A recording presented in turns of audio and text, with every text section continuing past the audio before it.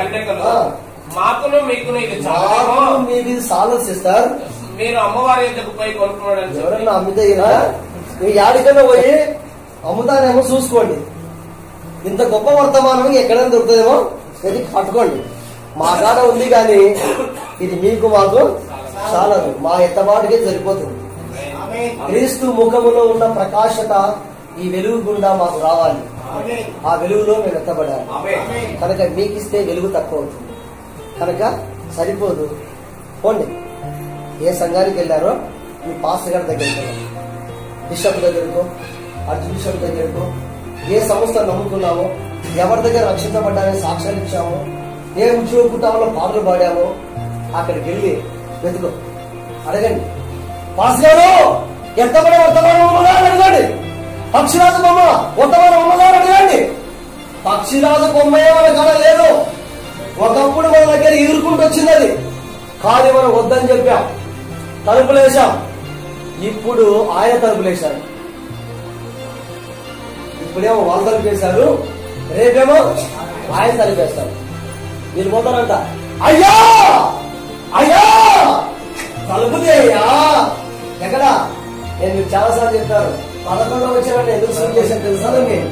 ఇది ఖచ్చితంగా గుమ్మలా ఉంది కాబట్టి నేను తిరిగి తలుపని పెట్టాను 11.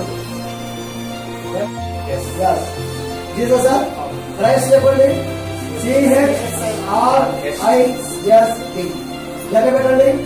1 2 3 4 5 6 7 8 9 10 11.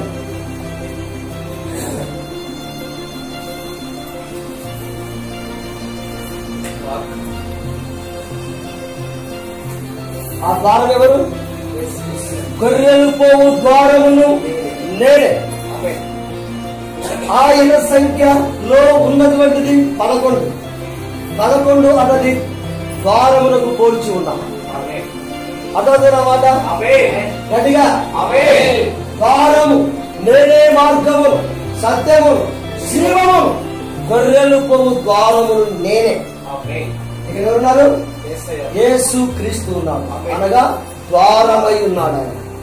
ద్వారం, ఈ ద్వారం గుండా పోయాల్సింది ఎవరు? గొర్రెలు. కానీ మేకలు చిక్కుతున్నాయి తప్పుడు. ఇక్కడ మేకపోతులు కలిసిపోయిన తెపోతులు ఉంటున్నాయి. ఇక్కడ తనములో డబ్బులో అహంకారం తిరిగిపోయిన కలుపు. అసలు మేకల ద్వారం అది, మేకల ద్వారం అది. గొర్రెలు పోవు ద్వారము, గొర్రెలు పోవు ద్వారమును నేను. నా గొర్రెలు నా మాటలు విని ఉన్నాయి. ఎంత కష్టమైన, ఎంత సమస్య అయినా, ఎటువంటి ప్రతికూలాలైనా, ఎటువంటి జబ్బైనా, ఎటువంటి ఆర్థికమైన నా మాటలు కట్టుబడి పెరిగి ఉన్నాయి. ఇదైనా చూపాయి, వినయం కలిగి ఉన్నాయి. అటువంటి గొర్రెలకు పోవు ద్వారానే నేను.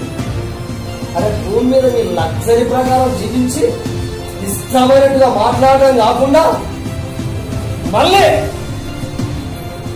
ఏం చేశారు? తోమని రేపదేవుడని లేనిపోయి చంద్రబాబు బోధ చేసి ఇష్టానుసారంగా బ్రతికి ఇక్కడికి వచ్చి మళ్ళా పరలోకంలో మన luxury ఉందామనుకున్నారా?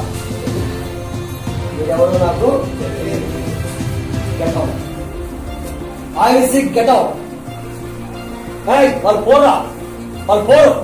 I sick get out అనే పోరు, ఏమన్నా పోరు. సిగ్గుల పిల్లలు ఏం చేయాలా? వాళ్ళ కాళ్ళు చేతులు కట్టి వెలపట్టి నిలబడి ముందు అంటారు. ఏంటి పరిస్థితి? అర్థమవుతుందన్నమాట.